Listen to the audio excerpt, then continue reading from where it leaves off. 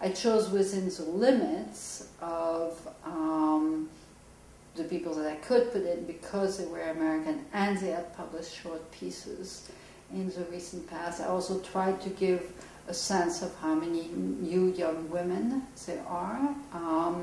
And I talked to some of the previous editors because at some point I said, like, let's do all women, you know, that will be revolutionary. But it's a new trend, which is very hopeful for the future. I tried to give a taste of, like, somewhere more narrative, somewhere autobiographical, somewhere more artistic or poetic. And I did a section of children's comics because that's something that they never had before.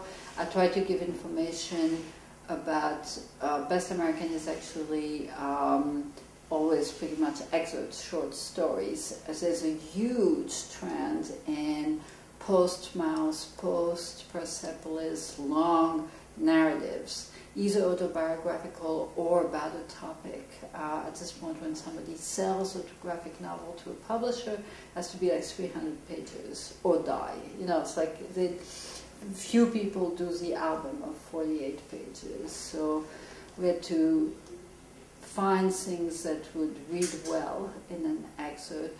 Would I have liked to put French authors? Yes! So there's so many French authors that would have been, again, that would have livened up, because there's almost no French cartoonist that doesn't read the Americans. So there's a lot of, like, cross-cultural back and forth. When we published Rollback in the 80s, in some ways we published Your Zwart with Post-Tintin, and that's like a European palette. And now there are American cartoonists, as opposed to like a comic book palette. The American comic book palette was red, yellow, and blue. And here is a more muted Tintin palette.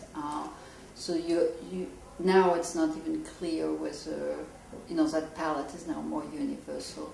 Yeah, it would be good to have more than just American. That would have been good. They're not that well versed in some of the great established French classics, such as Jacques Tardy, for example, or José Munoz Sisi, a French cartoonist. I mean, people that we published again like 30 years ago.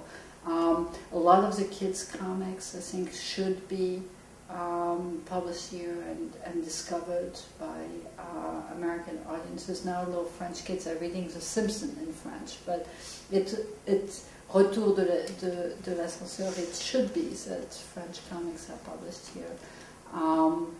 There's a French author, Claire Bretécher, who was never published here. I think that, you know, her work would be interesting if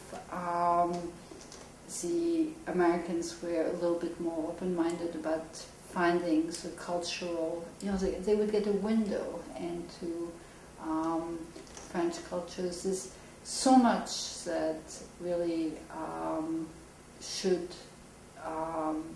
would be a delight if American audiences discovered them.